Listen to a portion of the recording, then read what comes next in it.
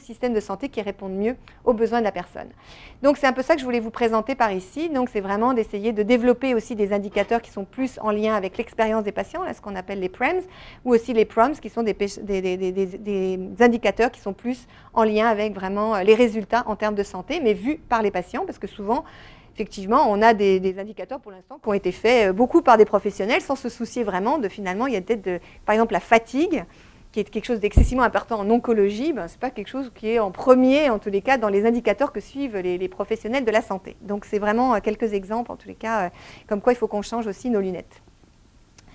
On avait développé aussi ce cadre un peu théorique pour montrer qu'on pouvait inclure vraiment les patients à plusieurs niveaux aussi. Puis moi, je ne pense pas qu'il y en a un qui est exclusif de l'autre. Ce qui est intéressant, c'est d'un peu de jouer sur plusieurs façons de faire. On peut le faire de façon relativement par la consultation, donc aller faire des groupes de discussion pour mieux comprendre ce qui se passe. On peut avoir vraiment des groupes de travail où on implique un peu plus les gens. Puis on arrive vraiment dans la co-construction où là, on élabore vraiment ensemble et on est co-responsable de ce qui va ressortir de ce que l'on fait. Donc la prise de décision se fait conjointement et ça évidemment c'est d'amener de plus en plus un équivalent de professionnels avec des patients pour être capable de pouvoir mener des projets. Donc ça, on va y arriver progressivement. Mais c'est sûr que c'est un peu une petite révolution. Puis l'idée c'est de le faire à plusieurs niveaux simultanés puis de voir un peu comment ça peut vraiment interagir pour faire en sorte que progressivement le système devienne de plus en plus prêt à intégrer les savoirs expérientiels. Donc là, je passe dans ma deuxième partie qui est vraiment de vous donner quelques exemples qui ont vraiment bien marché au Québec, donc sur lequel j'ai été impliquée. Alors vous verrez, il y a des résultats de recherche parfois, et de temps en temps, c'est des exemples. Enfin bon, donc j'ai un peu varié pour que ça soit plus dynamique. Mais le premier que j'aime vraiment beaucoup, puis qui rapporte gros, puis on l'a déjà exporté à Bichat, donc c'est à l'hôpital Bichat en France, c'est vraiment la tournée des directeurs auprès des patients. Donc on les aime beaucoup, nos directeurs, dans leur bureau fermés, mais on aimerait surtout qu'ils descendent, qu'ils aillent voir pour quelles raisons ils sont ici dans les établissements. Et donc c'est de mettre à son agenda un petit 2 heures par semaine pour aller à la rencontre des personnes, et pas parce qu'il y a un problème. D'accord ? C'est pas parce qu'il y a eu quelqu'un qui s'est plaint ou il y a eu un dysfonctionnement et autres, c'est juste le plaisir de rencontrer les gens pour savoir ce qui s'est passé dans l'établissement. Et on s'est rendu compte, donc c'est le site de la Monterrey JS qui a été le premier vraiment à structurer ça, c'est que c'est hallucinant comme ça, ça peut vraiment changer une culture organisationnelle assez vite. Ça donne comme je dis en riant, là, musical, là, où tout d'un coup, si le PDG ou la PDG est capable de pouvoir mettre 2 heures à son agenda pour rencontrer des patients, c'est que moi, dans les autres niveaux, je devrais être capable aussi. Donc, c'est ça que ça crée vraiment. Et puis surtout, ce qui est intéressant, c'est qu'au départ, on peut se dire, mais c'est que les gens vont se plaindre. Non, ils ne se plaignent pas uniquement. Ils disent aussi toutes les choses qui vont bien. Donc là, ça devient aussi vertueux parce que là, on commence à mettre en valeur et les directeurs peuvent avoir des exemples à fournir pour dire « Waouh, vous vous rendez compte, il s'est passé ça. Oh, et ça, etc. » Donc finalement, ça change aussi la dynamique du comité de direction. Et là, on a eu un témoignage à l'hôpital Bichat parce que j'avais présenté, fait une présentation dans ce style-là. Et la directrice, à la fin, avait dit « Bon, j'achète une idée. Je promets qu'à partir de la semaine prochaine, j'intègre mes 2 heures. » Ce qu'elle a fait. Et là, tous ses collègues autour du comité de direction ont fait « Oups, ok, on va faire la même chose. » Et là, ça essaime vraiment d'une façon assez étonnante en France. Donc, c'est vraiment une très, très, très, très belle chose. Et là, finalement, ça valorise le personnel aussi, là, pour ceux qui sont intéressés par la bonne santé des professionnels de la santé. Eh bien, étonnamment, c'est sûr que ça met une roue vertueuse aussi pour dire « Ah, on a entendu parler de vous, vraiment, bravo, merci de tout ce que vous faites pour les patients et autres. » Donc, ça incarne en plus, de façon plus spécifique, les personnes. Donc, on avait fait tout un travail là-dessus. On a fait un papier aussi sur cette étude. C'était vraiment hyper intéressant. Un autre exemple, c'est les fameux plans d'intervention interdisciplinaires. Vous savez que normalement, dans la loi, il y a vraiment une obligation de faire des plans, surtout quand c'est des choses un petit peu plus... C'est sûr que ce n'est pas quand vous avez juste un petit rhume, là, mais si vous avez vraiment un problème médical important, on essaye de faire en sorte qu'on fasse un plan qui permette de voir un peu avec des objectifs où est-ce qu'on s'en va. Le problème, souvent, c'est qu'on ne trouve pas forcément le temps pour pouvoir le faire. Donc, il faut absolument être capable, parce que ça c'est tellement payant, c'est incroyable. Donc, la manière dont on l'a développé... Ah oui, c'est ça, c'est celui-là où il ne veut pas rester. Ouais, ok. Bon, je vais vous le dire. Je ne sais pas, j'arrive pas à l'enlever, ce truc-là. Bon, alors je vais revenir en arrière. C'est vraiment particulier. On peut faire pause aussi. On peut faire pause, ouais, parce qu'il est vraiment coquin. On va le mettre comme ça, fermé. Oui, comme ça, avec le sud dessus. Alors, je peux te dire tout ça. Donc, c'est dans le cas, justement, d'une femme qui a une sclérose en plaques. Et donc, là, c'est ça, elle n'est plus capable de pouvoir rester à la maison. Et c'est vraiment, toute la famille est totalement déboussolée. Et comment on est capable de pouvoir vraiment créer un plan d'intervention avec la famille. Et ce qui est vraiment intéressant dans le modèle qu'on pousse, nous, c'est que c'est une autre aidante qui va vraiment voir la famille avant pour justement mieux comprendre quel est le projet de vie. Parce que le projet de vie, à un moment, là, c'est quoi exactement, je ne sais pas trop là. Donc c'est vraiment de définir ensemble qu'est-ce que c'est que le projet de vie, quelles sont les questions qu'on doit poser à l'équipe, où est-ce qu'on se situe dans nos besoins, etc. Et ensuite, on arrive préparé pour rencontrer l'équipe. Et ça change absolument toute la dynamique. Ça entraîne finalement un lien de confiance qui se bâtit beaucoup plus vite avec l'équipe, alors que sinon, il n'y a pas de lien de confiance, parce que tout le monde est un peu sur beaucoup d'angoisse, etc. Puis il y a des lâcher-prises qui ne sont pas du tout évidents. Et finalement, du côté aussi des patients, ils ont l'impression évidemment d'être beaucoup plus écoutés de la part des familles. Puis là, dans le cas de cette personne, ce qui est vraiment intéressant, c'est que l'équipe était partie comme quoi elle avait un problème de déglutition, puis qu'il fallait lui mettre une sonde. Absolument pas, elle était capable de se nourrir. On n'avait absolument pas connaissance que son mari avait des problèmes financiers, donc on a été capable de pouvoir régler le problème. Et puis finalement, elle avait des douleurs chroniques assez importantes et puis qui n'avaient pas du tout été identifiées. Donc c'est vraiment ce temps un peu privilégié qui après est très payant pour être capable de pouvoir vraiment faire en sorte qu'on puisse revoir après le plan de traitement de façon le plus adéquate en fonction des besoins de la personne. Donc là, on fait une étude aussi pour voir un peu comment on pourrait vraiment évaluer des patients qui ont des plans d'intervention versus ceux qui n'en ont pas, pour voir aussi la dynamique et aussi au niveau de l'impact au niveau de la santé. Donc ça, c'est un projet en cours. Les patients accompagnateurs, donc ça, j'ai plusieurs projets là-dessus. C'est comment, on le connaît beaucoup par les pères aidants en santé mentale, c'est comment des patients qui ont déjà vécu un épisode de soins peuvent être en soutien avec des patients qui commencent un problème de santé. Et donc, on a développé ce qu'on a appelé le programme Parole, donc, qui est pour le patient accompagnateur une ressource organisationnelle comme levier pour une expérience patient améliorée. Et donc, on a vraiment commencé avec une très, très belle expérience qui a été développée à la clinique de la main. Et donc, le CHUM, dans sa grande transformation, était en train de perdre donc, ces superbes salles d'ergothérapie où des patients, donc des grandes tables, où vous avez le patient qui s'est fait opérer il y a 2 jours, qui côtoie un patient qui s'est fait opérer il y a 2 semaines, 1 mois, 3 mois, 6 mois, 1 an. Donc, il voit tout le déroulement de son processus de soins devant ses yeux. Et là, ça lui permet de pouvoir s'accrocher, en se disant « Ah, ok, donc dans 6 mois, je suis là, dans 9 mois, je suis là, etc. » Et le problème, c'est comme le CHUM devenant tertiaire quaternaire, le suivi des patients allait devenir beaucoup moins important et que tous les patients allaient retourner donc, dans leur région et qu'on risquait évidemment d'avoir des pertes de greffons. Puis vous savez qu'une perte de greffon, c'est catastrophique. Ça a un impact évidemment énorme sur la vie des personnes. Donc on est parti de cette idée. Et c'est une ergothérapeute, donc José Arsenault, qui est arrivée avec ça. Puis on a travaillé avec des patients pour savoir, et on a eu un petit montant d'argent par la Fondation canadienne. Et ce qui a été génial, c'est la co-construction. Vraiment, on a développé complètement, on est parti de rien, on a juste pensé que l'entraide entre eux pourrait être utile si on pouvait l'intégrer. Donc c'est ça qu'on a fait. Puis avec un petit projet pilote, on s'est rendu compte qu'ils étaient bien meilleurs pour retrouver, parce que comme ils suivent mieux leur réadaptation, ils ont une meilleure préemption après des mains, ils sont beaucoup plus capables de pouvoir gérer leur douleur et tout.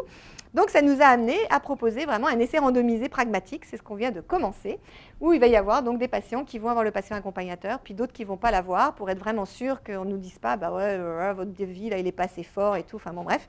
Donc pour prêter le flanc à ceux qui aiment la belle science, nous avons décidé de nous engager là-dedans.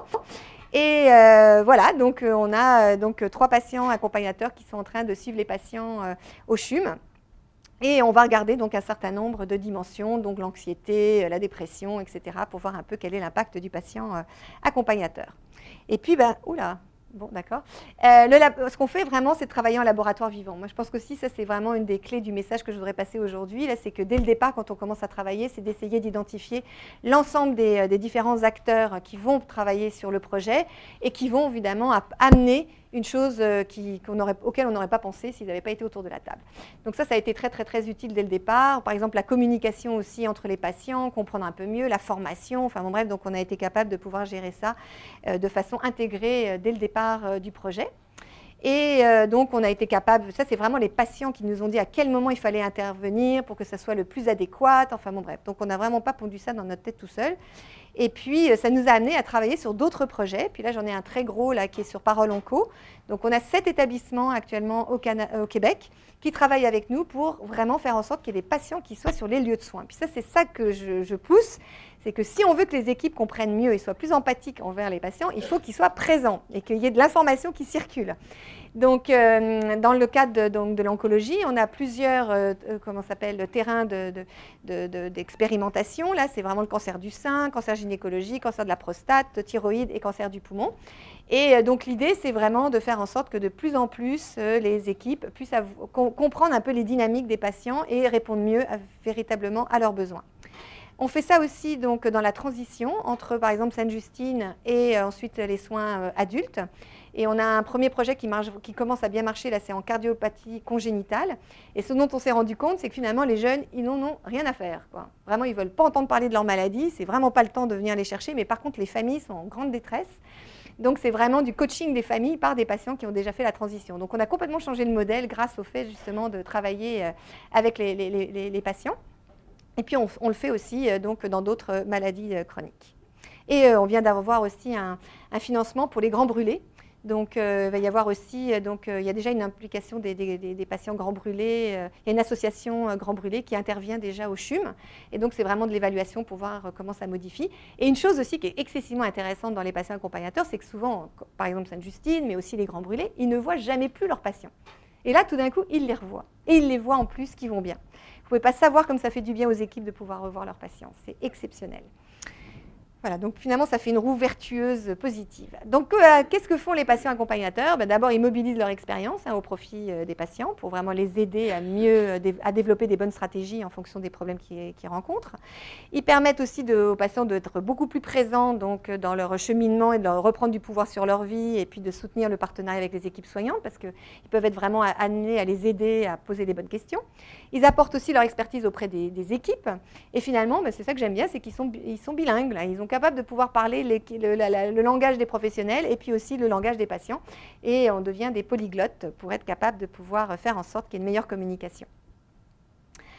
Donc voilà un peu les différentes activités que peuvent faire les PA. Puis ça, vraiment, je vous jure qu'il y a un petit peu de résistance dans le milieu. C'est pas évident, n'est-ce pas? Donc, faire des consultations, venir aux consultations avec les patients, préparer ou assister au rendez-vous, accompagner les patients lors de rendez-vous, discuter avec les équipes de situation, former les équipes aux réalités vécues par les patients, etc. Et là, je pense qu'il y a des très belles expériences qui sont en cours là-dessus, là où co-animer aussi des activités et faire des visites des lieux. Je vais faire un petit tour aussi par Sainte-Justine, où je trouve que c'est assez extraordinaire ce que fait Annie Janvier. Là. Elle a vraiment intégré tout un groupe de parents partenaires et même d'anciens patients qui ont grandi et puis qui reviennent. Elle est en néonatologie. Et donc, elle fait vraiment tout un, quand je vous parlais là, un peu de l'information, la consultation, la collaboration, le partenariat, elle joue sur tous les fronts simultanément avec ses patients en fonction de là où ils en sont, ce qu'ils ont envie de faire, etc. Mais ça a développé vraiment une ambiance dans le service aussi un peu particulière parce qu'on invite vraiment les parents, par exemple, à être présents dans les soins, on leur demande jusqu'où ils veulent aller, etc. Enfin bon bref, donc ça peut être un petit peu dérangeant parfois pour les professionnels, mais on les intègre progressivement. Donc ils sont amenés vraiment à faire même des annonces de diagnostic avec les professionnels. Enfin bon, donc c'est quand même assez impressionnant. Et puis ça amène évidemment les professionnels à changer leur point de vue, puis à devenir encore plus à l'écoute des réels besoins. Un autre exemple, ça a été réalisé par Paul Lebel, là, qui a été le programme partenaire de soins. Puis, certains d'entre vous aussi dans la salle ont participé à ce projet. Donc l'idée, c'était vraiment, et à l'époque, donc ça a commencé il y a 7-8 ans, c'était assez révolutionnaire. On n'avait pas ce genre de choses, vraiment des comités d'amélioration continue qui intègrent des patients. Donc c'était vraiment de développer une culture de partenariat par ce biais-là. Et c'est souvent comme ça qu'on l'a fait au Québec. On est passé plus par les comités organisationnels que vraiment directement au niveau clinique. C'est le clinique qui est arrivé un peu en deuxième main. Donc, comment ça marche? C'est effectivement d'avoir des représentants de l'équipe de soins et d'avoir en plus donc, 2 patients au minimum qui participent à ces comités d'amélioration continue de la qualité.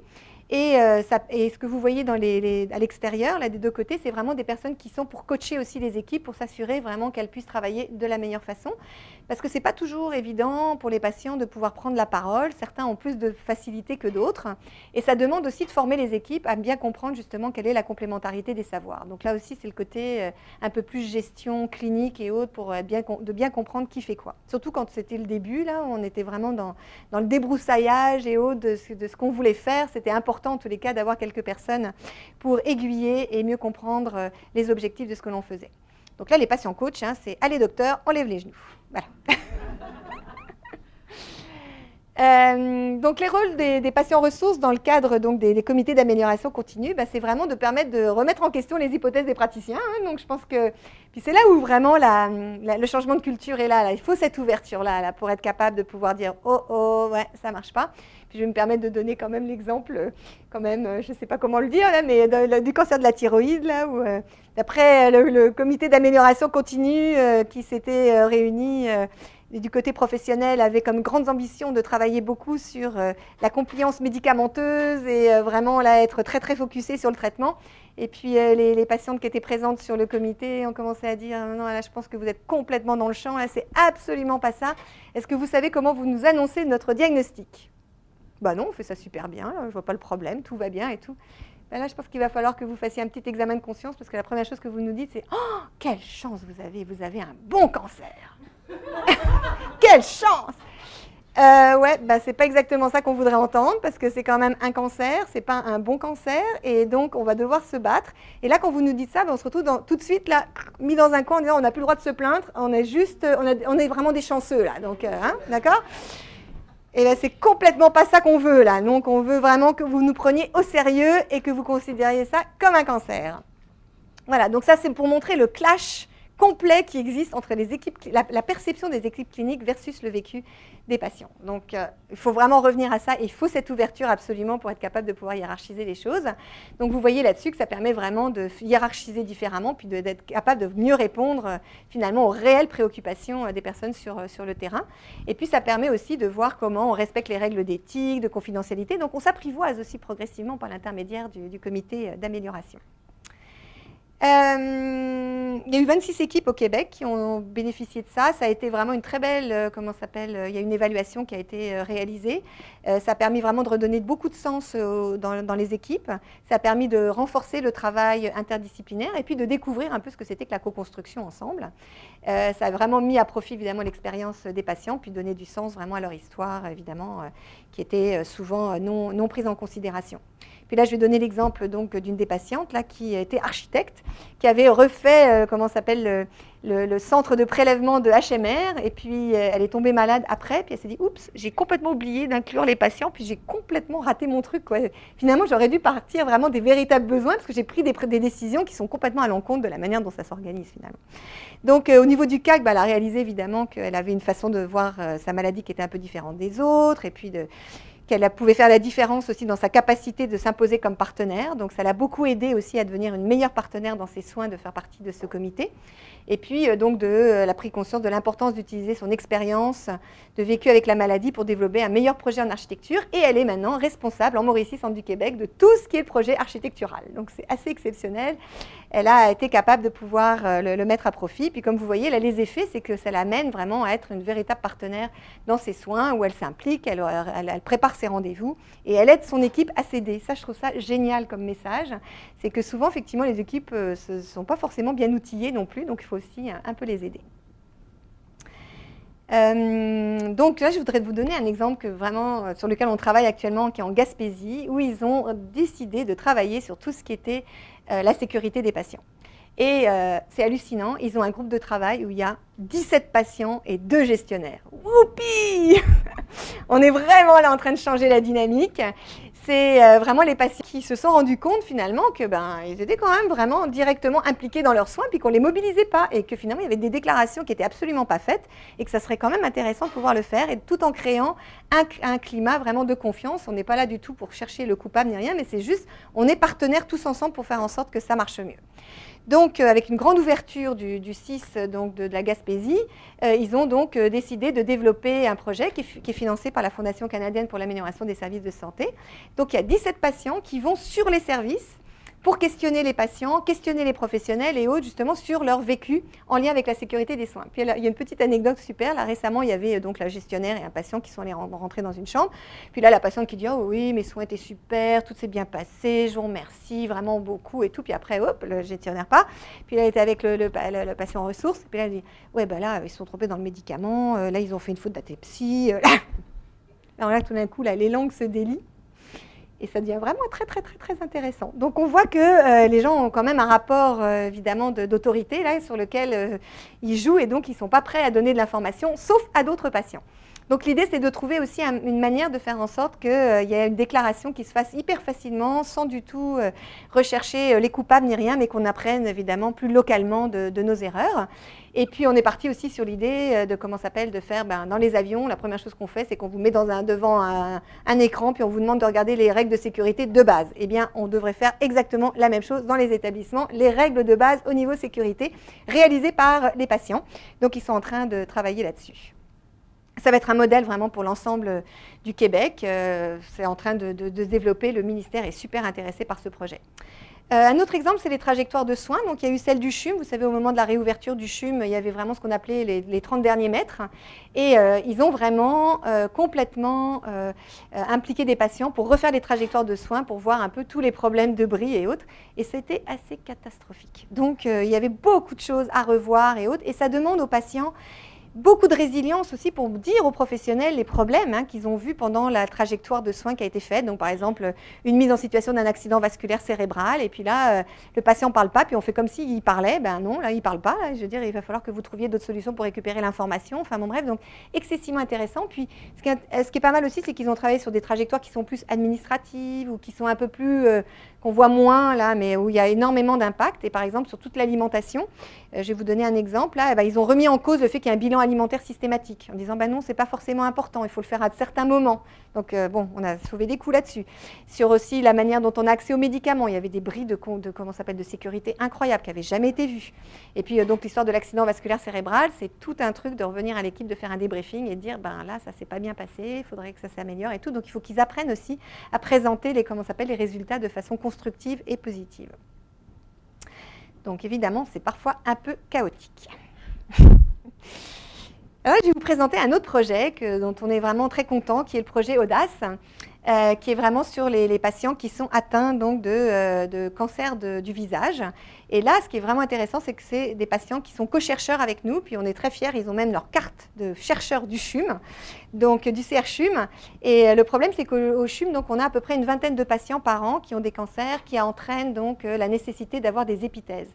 Donc, c'est-à-dire que vous avez une partie de votre œil, de votre nez, de votre joue et autres qui disparaît à la suite de la chirurgie pour enlever la tumeur.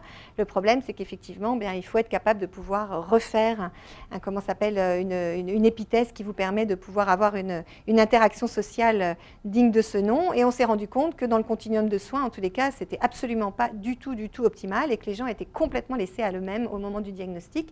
Et vous pouvez imaginer, je vous ne le souhaite absolument pas, mais juste d'imaginer quelques secondes ce que ça peut entraîner dans notre vie.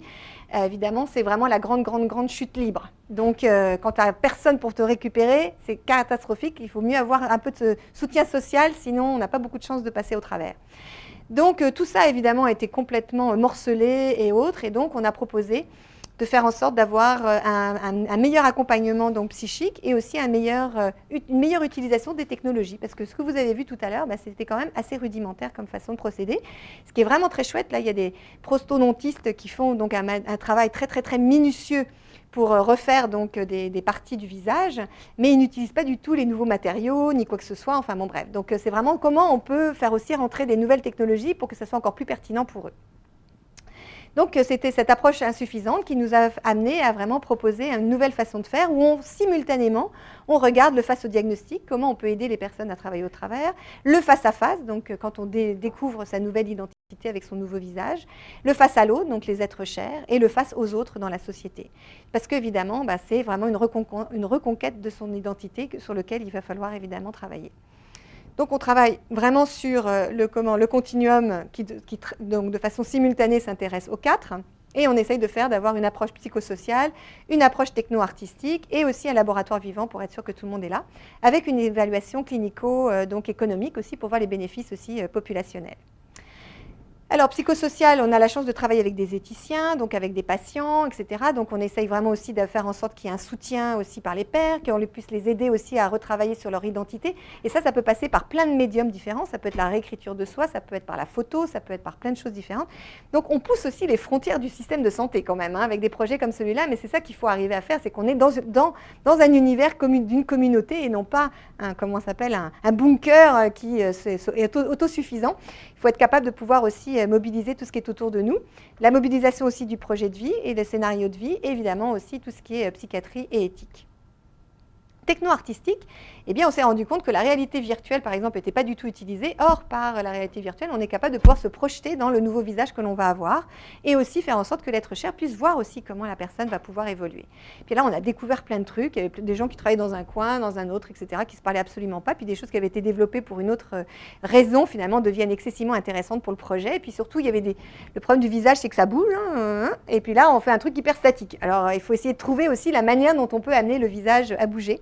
Donc on travaille aussi avec la Société des Arts et Technologies là-dessus pour développer ce qu'on appelle un miroir magique qui permet justement de pouvoir simuler aussi le développement de des nouveaux matériaux qu'on peut utiliser. Puis ça peut aller très loin avec l'impression 3D et même l'utilisation de ses propres cellules pour refaire la prothèse. Enfin bref, le délire total. Et donc... Et je vous encourage à lire Au revoir là-haut si vous ne l'avez pas lu, parce que c'est vraiment, ça nous a beaucoup inspiré pour le projet avec les gueules cassées de la guerre de 14-18. Donc ce laboratoire vivant a été vraiment une très belle création avec Jacques de Guise comme principal investigateur, et on a vraiment toutes les personnes. Et ce qui est génial, c'est que c'est comme des laboratoires là, qui ont un côté magnétique. C'est que tout le monde veut absolument travailler avec nous. Puis là, ça nous amène évidemment à amener les arts de façon très présente dans le projet, que ce soit par la photo, par le théâtre, par le cinéma, le documentaire, la radio. Enfin bon, donc la capacité de pouvoir vraiment toucher plein de publics différents. On va peut-être arriver à voir même la danse. Là, j'ai rencontré un danseur hier. Et donc, je me suis dit, bon, on va même faire un truc avec la danse. Donc, non, c'est super, vraiment intéressant de voir. Et puis, évidemment, c'est le côté intersectoriel et interdisciplinaire là, qui devient excessivement intéressant, avec même aussi des industriels. Donc, des retombées, évidemment, pour le milieu de la santé, l'industrie, les sciences sociales, les patients, évidemment. Heureusement, c'est vraiment pour eux d'abord. Le génie, les arts et la communication. Donc, c'est vraiment des projets où on casse, évidemment, les forteresses pour faire en sorte que ça soit beaucoup plus à l'écoute des besoins. Donc, d'une façon générale, là, je ne vais pas rentrer dans tous les débats, mais la retombée dans les établissements, c'est vraiment que plus en plus de patients sont identifiés comme potentiellement pouvant aider sur des projets, que ce soit au niveau clinique, organisationnel ou sur des comités plus stratégiques. Vraiment, on est capable de pouvoir mobiliser plus de personnes. Dans les établissements, maintenant, vous voyez de plus en plus des journées des patients partenaires, ressources et autres qui sont vraiment mobilisés, donc c'est assez étonnant. Et puis, la rédaction aussi de politiques qui sont en lien avec l'engagement des patients qui se met en place. Et alors là, vous avez, donc là, je l'adore, celle-là, la banque de patients, il y a longtemps, vous y êtes aux îles Caïmans, là. C'est sûr qu'on peut jouer un peu sur surtout que vous savez qu'aussi au Québec, on n'a pas le droit de les rémunérer, les patients. Donc, c'est un joli pied de nez que, évidemment, nous faisons avec cette petite chose. Et puis, il y a tout un processus qui a été développé aussi dans l'ensemble des établissements. C'est de la co-construction qui a été faite sur comment on développe finalement aussi la possibilité de faire en sorte que les patients puissent vraiment être présents dans les projets qui sont vraiment nécessaires. Puis là, ça c'est vraiment, alors il est tout chaud, tout chaud, tout chaud. Là, on a la chance d'avoir une communauté de pratique avec l'ensemble des établissements du Québec.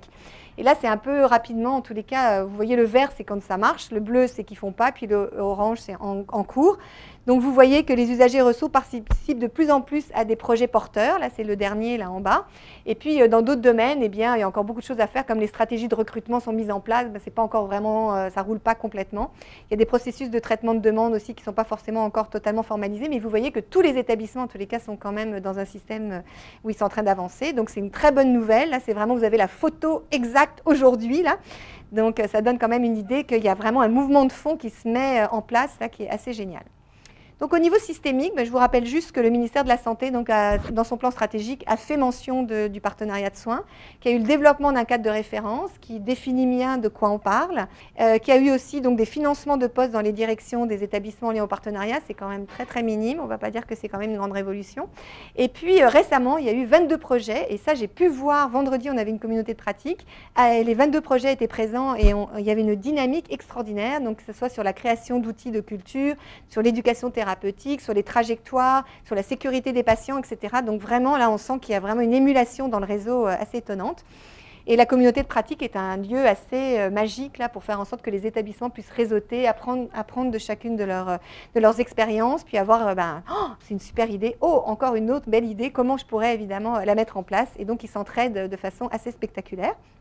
Puis, comme vous savez, on a Agrément Canada, qui est donc un peu comme un levier dans tout ça, où ils demandent évidemment maintenant dans les visites d'agrément de plus en plus à chacune des choses qu'on doit répondre, c'est est-ce que c'est bien fait en partenariat avec le patient et est-ce que les patients aussi sont là pour évaluer le niveau du critère. honnêtement, on est passé devant une belle opportunité au Québec. Il y a eu un appel d'offres, vous savez, d'agrément du ministère pour l'accréditation des établissements. Et il y avait une très belle initiative qui était menée par Agrément Canada d'introduire des patients visiteurs.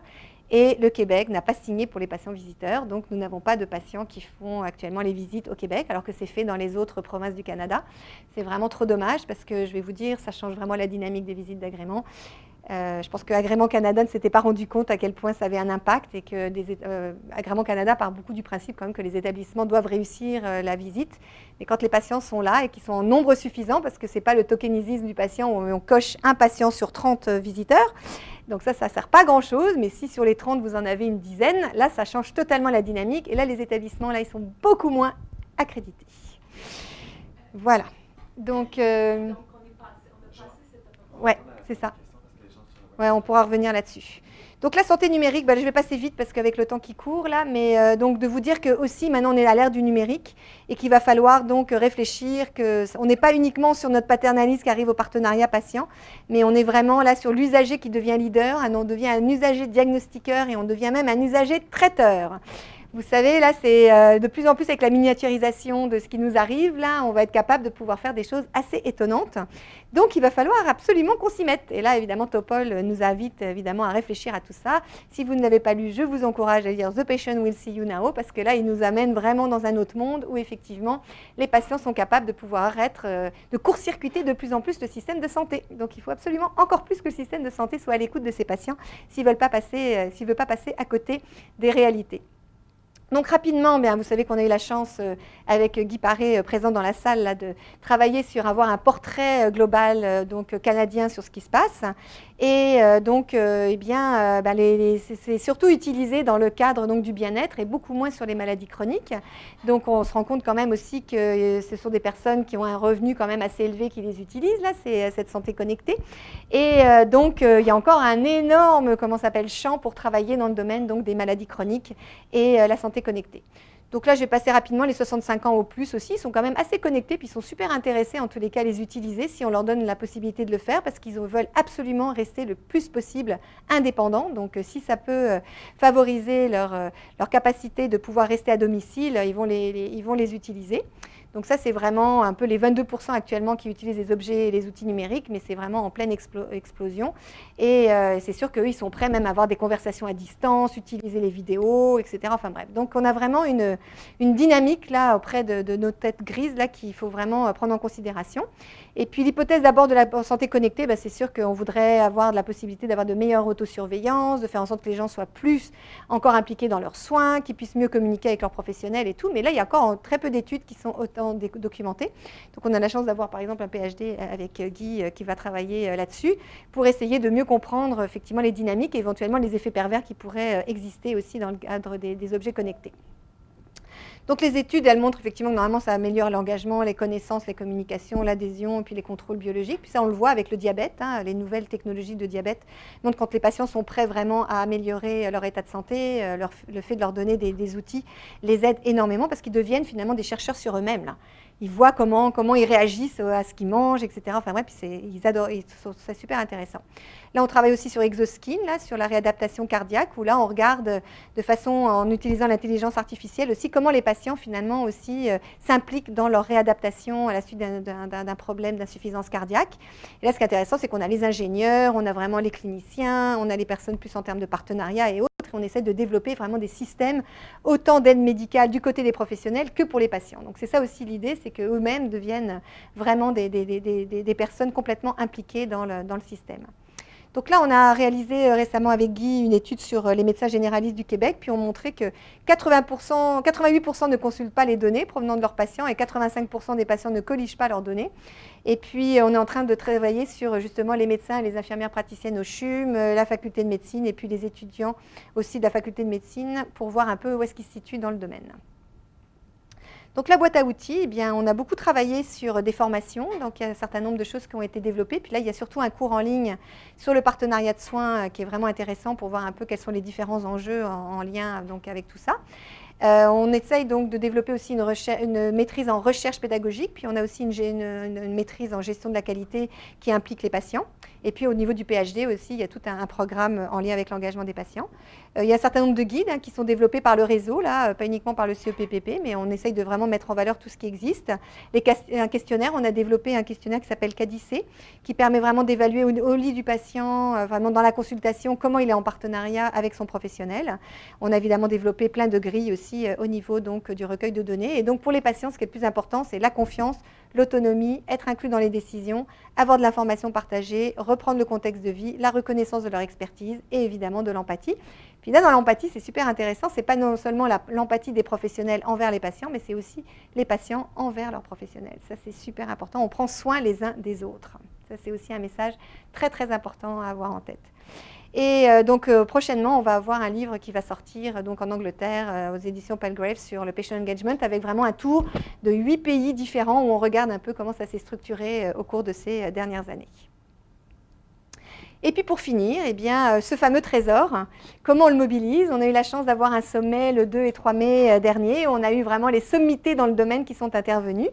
Et donc, je vais vous partager une synthèse qui a été faite à la fin, puis qui a été reprise après par Vincent Dumez. Donc, ce n'est pas moi qui l'ai faite particulièrement, mais c'est vraiment plus Vincent et Antoine, mais je vais partager ça avec vous. Mais c'est pour vous montrer un peu l'univers là, de tout ce qui est fait actuellement au Québec, là, que ce soit l'INES, que ce soit les projets de recherche, les innovations sociales aussi au niveau communautaire. Je n'ai pas parlé aussi de certains travaux faits par Antoine Boivin, mais qui est vraiment en lien avec les communautés et faire en sorte qu'en première ligne aussi, les patients soient vraiment beaucoup plus impliqués. Et en lien évidemment aussi avec tout le tissu associatif qui est très très riche au Québec, et puis aussi évidemment tout ce qui est politique. Donc ça bouge vraiment, vraiment de façon impressionnante. Donc où en est-on et qu'est-ce qu'il nous reste à faire? C'est quelques idées, hein, mais il y a sûrement encore d'autres choses. Mais aussi au niveau des soins directs, là je pense que la co-construction, c'est vraiment le mot important à retenir sur les plans de soins. Ça serait vraiment quelque chose sur lequel il faudrait vraiment qu'on s'attelle et qu'on fasse en sorte que le plus de personnes puissent en bénéficier. Les innovations sociales aussi dans les communautés pour plus mobiliser et faire en sorte que nos structures de santé s'ouvrent beaucoup plus.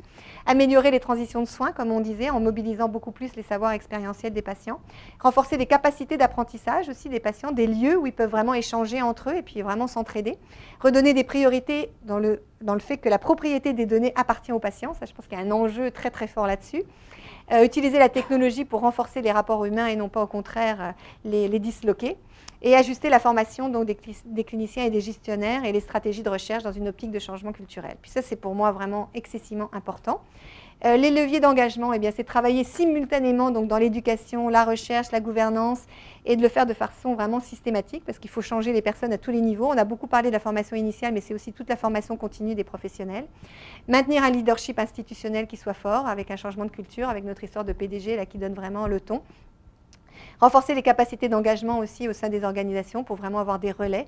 S'assurer de la diversité aussi des patients. Ça a été beaucoup dénoncé lors du forum en disant on ne veut pas que tous nos patients soient blancs avec des PhD et puis qui représentent finalement qu'un tout petit bout de l'iceberg. On veut vraiment avoir toutes les personnes représentées et trouver des belles stratégies pour faire en sorte que la voix de chacun puisse être bien entendue. Modifier aussi en conséquence les structures, processus et les pratiques pour vraiment permettre cette intégration. Impliquer les patients de A à Z, ça c'est pas juste à la fin en disant « Oh, it's nice, hein, vous êtes d'accord hein ?» Donc pas du tout ça. Et puis miser sur l'engagement patient en éducation médicale, puisque là c'est vraiment le levier. On sait que c'est tellement important là que les médecins comprennent bien, en tous les cas qu'ils ne détiennent pas le seul et unique savoir et que c'est important de pouvoir le partager. Et finalement, c'est la transformation, donc c'est promouvoir la valeur ajoutée des savoirs des patients dans un système de santé apprenant pour tous. Ça, c'est vraiment le message important. Renforcer et protéger le cadre d'exercice du leadership patient. Et ça, c'est pas toujours évident. On dégringole de temps en temps quand les personnes partent. Eh bien, il faut repartir. Et puis, ajuster les politiques publiques aussi pour soutenir la mise à l'échelle. Agir en même temps sur les niveaux micro, méso et macro. Ça, c'est aussi très important.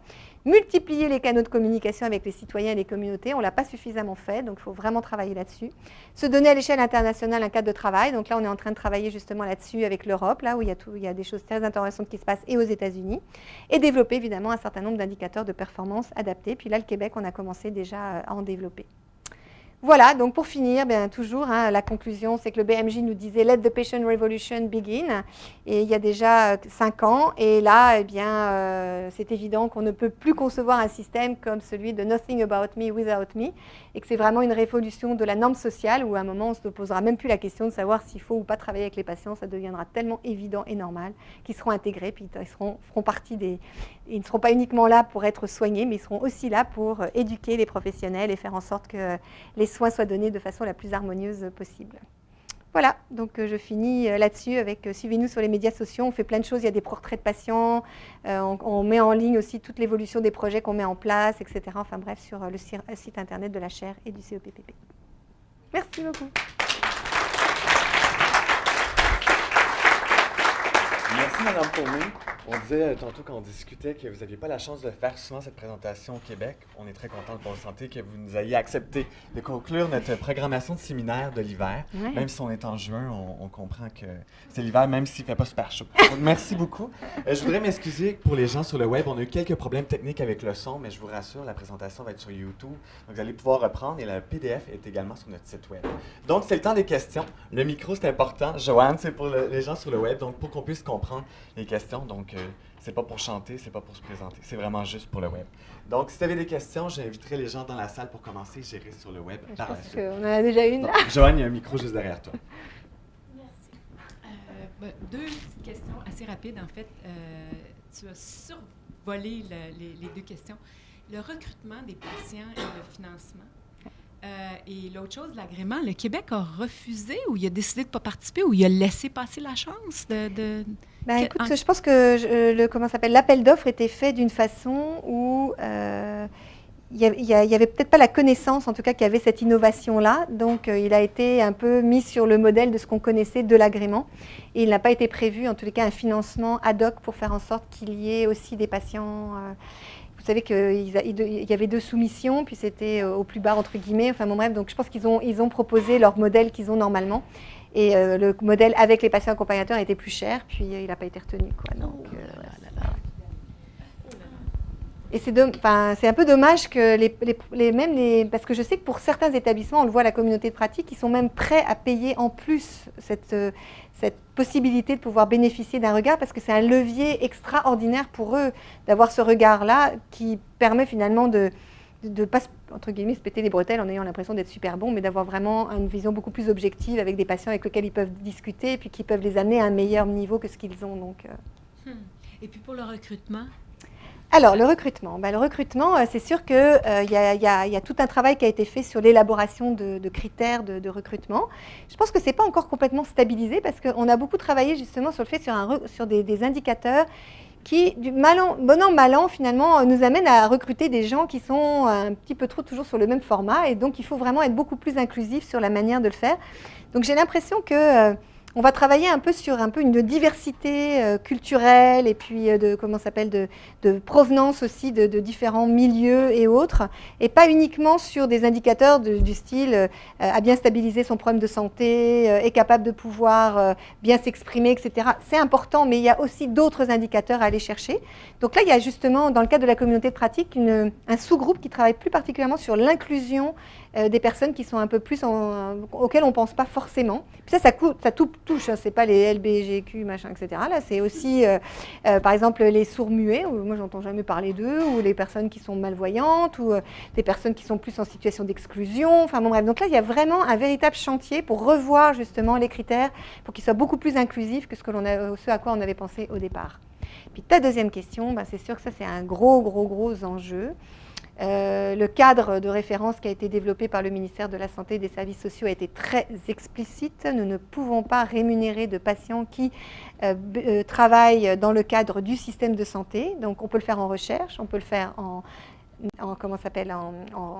formation. On peut même le faire en évaluation des technologies, mais on ne peut pas le faire dans le cadre du système de santé. Donc ça, c'est vraiment un gros frein, parce que c'est sûr qu'une opinion qui part, etc., le fait qu'on dédommage les personnes, ça va, mais quand on s'investit, comme je vous l'ai donné dans l'exemple d'un comité d'amélioration continue, puis qu'on veut aller plus loin, etc., puis que ça demande, puis moi, je pousse une idée, là, qui serait, on a des jours de congé pour maladie, et je trouve qu'on devrait avoir des jours de congé citoyens. où on devrait être capable pendant 3 jours par an de pouvoir développer ces 3 jours citoyens pour justement s'impliquer dans son système de santé ou de s'impliquer dans le système scolaire ou s'impliquer dans le tissu associatif. Et ça permettrait comme ça de pouvoir au moins avoir une reconnaissance par les employeurs de cet investissement. Puis on le sait à quel point le capital social est important. Et on bâtit du capital social quand on fait ce genre de choses en permettant aux gens de pouvoir s'investir dans des milieux et dans des domaines qui les intéressent et que ça soit vraiment reconnu par la société. Donc, Madame la Ministre, si vous êtes là, je vous envoie un appel qui est réfléchissez vraiment très fortement à avoir au moins un 3 jours citoyen. Et ça serait vraiment un beau levier, en tous les cas, et un bon message qu'on enverrait à l'ensemble de notre population pour reconnaître vraiment son engagement, pour faire en sorte que notre vie de tous les jours soit meilleure. On va s'assurer que ça sera en air. Oui, exactement. J'aurais une question juste ici pour toi. Merci. Je m'appelle Miguel Aguirre. Merci de votre conférence. Le partenariat avec les patients, c'est une entreprise complexe, mais excitante, vraiment. Je vais abonder dans la question de madame qui m'a précédé sur les patients qui ont participé dans les projets. Ouais. J'ai pensé à l'architecte. Ouais. Et je me suis dit, quel est le profil des patients qui s'y intéressent? Et dérivé de cette question, j'ai pensé aussi à l'expérience en Gaspésie, où 17 patients se sont intéressés à accompagner du gestionnaire. Dans ce sens, la question, quelles sont les conditions de la culture organisationnelle qui permet ou facilite la mise en place ou la mise en chantier du partenariat? Mais ça, c'est vraiment une très bonne question. Là, moi, j'ai un de mes étudiants qui voudrait justement travailler un peu mieux sur les profils, puis finalement aussi la perception qu'ont les patients qui ont travaillé, que ce soit en recherche, en enseignement ou dans le système de soins, pour qu'on comprenne un peu mieux qui sont ces personnes. Puis on a la chance de pouvoir travailler vraiment sur l'ensemble du Québec, donc on va pouvoir vraiment avoir une meilleure idée. Quelles sont les motivations, puis aussi quelles ont été les conditions qui ont favorisé ou pas leur participation. Là, je pense qu'on va être capable de pouvoir mieux documenter ce genre de choses. Dans le cas de certains établissements où il y a vraiment eu vraiment des moments un peu de grâce, entre guillemets, où vraiment il y a quelque chose qui s'est passé, où il y a vraiment une ouverture culturelle qui a fait en sorte que les patients ont vraiment pu prendre beaucoup plus de place, dont l'histoire de l'architecte, dont l'histoire de la Gaspésie, mais on en a d'autres autres. Puis on le voit, moi j'ai fait des études longitudinales sur 8 établissements au Québec, puis on voit que ça monte, ça descend, ça monte, ça descend, c'est vraiment le yo-yo là. Et malheureusement, encore trop, ça tient beaucoup sur les personnes. C'est-à-dire qu'on a une leader exceptionnelle en Gaspésie actuellement. Elle part du jour au lendemain, il n'y a plus rien. C'est clair, là. Donc, elle est bien consciente de ça, ça repose sur ses épaules, et bien souvent, c'est vraiment ça qui nous arrive. Alors, vous savez, quand on a vécu avec la loi 10, la grand chambardement du réseau, il y a eu un nombre de chaises musicales absolument hallucinant, puis on a perdu beaucoup d'expertise avec des gens qui ont bougé. Mais quand il y avait des PDG là, qui étaient vraiment alertes et qui se sont dit « Oh, on avait des gens qui sont bien formés dans le domaine, il faut impérativement faire en sorte qu'on protège, même s'ils réappliquent sur les postes, ils étaient obligés de réappliquer, donc c'est un peu la loterie là, mais de faire en sorte qu'il ne faut pas perdre ce genre de choses. » Ben là, on a eu quand même une continuité qui a été faite d'autres, ils sont repartis à zéro, ils ont dû reconstruire, ça a été super compliqué. Donc, on est en train très fragile. Hein. Je pense qu'on a un bon talon d'Achille. Il n'y a pas encore une institutionnalisation. Puis là, on travaillait sur la communauté de pratique où là, je vous ai beaucoup parlé de la structuration au niveau vraiment de l'ensemble de l'établissement. C'est beaucoup porté par les directions qualité et par les directions multi, là, de services multi. Mais là, progressivement, on voit que les établissements réfléchissent à voir de quelle manière on peut outiller au niveau de l'ensemble des départements, comment les gens peuvent vraiment être de plus en plus à même de faire des projets qui leur ressemblent le plus possible et qu'on puisse les outiller pour être capable d'être au plus proche des véritables besoins qu'ils ont, en lien évidemment avec les patients avec lesquels ils travaillent. Donc là aussi, on voit qu'il y a une culture qui est en train de changer pour faire en sorte que ça soit plus inclusif. Puis on a des beaux modèles, par exemple, en santé mentale, au CIUS de l'Est de Montréal, où il y a vraiment, c'est facile, il y a une agilité qui se fait, où on ne passe pas par en haut pour redescendre en bas, etc. Parce qu'à un moment, ça devient un peu compliqué, là. On ne sait plus très bien qui fait quoi. Donc vraiment d'essayer de faire en sorte qu'on outille aussi. Et ça va devenir un moyen aussi d'inculquer dans la culture le fait que ça devient vraiment systématique. Puis ça passe évidemment aussi à former les gestionnaires. Merci beaucoup. Je vais aller sur le web avant de continuer en salle avec Corinna qui était d'une patience avec tous les problèmes qu'on a eus.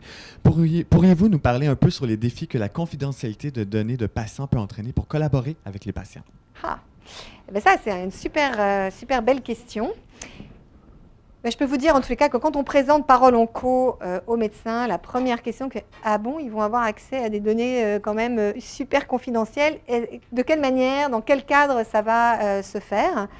Donc on a la chance dans le cadre de Parole Onco de travailler avec Catherine Régis, donc il y a la chaire de recherche sur justement tout ce qui est droit de la santé, et avec aussi Isabelle Ganache qui est éthicienne, et on est en train de développer un peu les balises par rapport à ce qui existe dans le droit actuellement, puis dans les questions éthiques, là, vraiment d'essayer de mieux comprendre finalement quelle est l'information, la confidentialité, comment on s'engage, etc. Enfin bon, bref, et c'est vrai que ça pose beaucoup, beaucoup d'enjeux. Là, on n'a pas encore toutes les réponses, mais au moins, il y a quand même un lieu où vraiment tout est documenté. Donc, normalement, en septembre, ça devrait être publié sur le site là, de la chaire, donc les gens pourront le faire, mais ça passe évidemment. Donc le statut actuellement des patients qui travaillent de cette façon-là, ils sont bénévoles, ils signent vraiment un engagement envers l'établissement, ils sont couverts au niveau de leur assurance par l'établissement en fonction de ce qu'ils font, et ils signent évidemment un document de confidentialité par rapport aux données auxquelles ils ont accès. Donc on est dans ce cadre-là, mais il faut voir jusqu'où on veut pousser les choses, etc. Enfin bon, bref, donc il faut garder de la souplesse aussi, parce que si on les considère comme des professionnels, c'est pas exactement ça qu'on veut non plus. Là. Enfin, je veux dire, il faut trouver une manière, en tous les cas, d'être à la fois à l'écoute, tout en ayant un certain nombre de garde-fous, qui soient quand même compréhensibles et qui soient honnêtes, là. Mais je veux dire, on veut pas non plus les mettre dans un truc complètement de carcan où ils n'y arriveront pas. Et puis c'est grâce à ce partage de connaissances et autres qu'on progresse. Donc c'est vraiment une matière première qu'on ne veut pas non plus faire en sorte qu'elle ne soit pas accessible. Ma question porte sur le partage des données, le big data et le savoir expérientiel du patient qui est très imparfait. Exemple, vous avez un patient qui, de plus en plus, a son test d'ADN. Il y a des millions de personnes qui en ont dans le monde, puis en est très fier. Mais la patiente découvre qu'elle a 2 gènes défectueux. Là, elle est plus curieuse. Deuxièmement, elle a une montre connectée avec des données cardiaques, avec des données sur la tension artérielle, puis bientôt des montres connectées même qui vont avoir des micro-aiguillettes pour contrôler le diabète. Alors, tout un savoir, mais imparfait. Est-ce qu'on peut se fier ou pas aux technologies? Puis un médecin qui est débordé parce que la patiente dit « Oui, prenez les données, je veux partager avec vous. » Le médecin qui dit « Ces plateformes-là, comment je peux mettre ça sur un serveur sécurisé? Comment est-ce que c'est géré par rapport à sa responsabilité? » Mais le patient, lui, est le premier à dire « Prenez tout, j'ai confiance en vous, docteur. » Qu'est-ce que vous en pensez? Ben là, vous êtes en plein cœur de tous les enjeux auxquels on est en train d'être confronté. Là, moi, je n'ai pas une réponse en disant c'est ça qu'il faut faire et autres. Ça, je pense que c'est une discussion qu'il faut avoir au niveau d'une société pour savoir qu'est-ce qu'on est d'accord de pouvoir donner, de quelle manière, quels sont les moyens de protection qu'on se donne. C'est vraiment là, c'est ça, c'est avec tous les enjeux éthiques qui vont avec, et puis effectivement aussi des grands joueurs qui ont d'autres idées derrière la tête que uniquement le bien-être des personnes. Donc il faut aussi, je veux dire, prendre en considération ce genre de choses. Donc il ne faut pas être complètement naïf dans la manière de traiter le sujet. Donc ça demande aussi de les avoir autour de la table plutôt que de les exclure, là, parce qu'il va falloir qu'ils nous disent aussi quelles sont leurs stratégies, puis qu'est-ce qu'ils font exactement. Mais quand on disait redonner les données quand même aux patients, c'est vrai que c'est un point très important, mais en même temps, il faut savoir après comment ils vont les partager, comment elles vont être transmises aux professionnels, comment les professionnels peuvent les utiliser, parce que des grands freins aussi pour les professionnels, c'est qu'ils ne veulent pas avoir toutes les données qui leur sont balancées. Là, je veux dire, toutes les données d'un diabétique de 1 mois ou 2 mois ou de 6 mois, c'est pas ça qu'ils veulent. Ils veulent vraiment avoir des données qui ont été mâchées, préparées, qui soient bien présentées, puis là, ils comprennent ce qui se passe là. Il faut travailler avec eux aussi là-dessus. Là. Donc, et puis pareil pour les patients, c'est-à-dire qu'il faut aussi qu'on les aide à avoir une belle manière d'intégrer les différentes données. Puis là, je pense que c'est là où il va falloir faire attention au système parallèle, parce que le système parallèle, il y a des grands joueurs qui vont vouloir éventuellement donnez-moi vos données, je vais tout vous expliquer. On ne sait pas très bien pour quelle fin. Donc, il va falloir vraiment faire en sorte de sensibiliser aussi la population à des utilisations sauvages potentielles avec une certaine vulnérabilité là, des personnes. Donc, je pense qu'on a quelques années, en tous les cas, de travaux de recherche intéressants. Une dernière question en présentiel. Est-ce qu'il y a eu des expériences qui ont été faites dans des centres d'hébergement avec des personnes qui ont des atteintes cognitives? Ça, c'est une très bonne question aussi. On travaille évidemment aussi beaucoup sur ce sujet-là, autant sur les personnes âgées que des personnes qui sont jeunes aussi, qui peuvent avoir aussi des troubles cognitifs. Ça a été plus fait sur les personnes âgées, là, honnêtement, que sur les jeunes. En tout cas, je connais moins ce domaine-là. On travaille beaucoup avec les familles, hein, ça c'est sûr, et de voir, quand il n'y a pas de famille aussi, c'est d'autres aidants et autres. On travaille beaucoup sur justement tout ce qui est les plans d'intervention de soins. Mais ça va plus loin que ça aussi sur vraiment la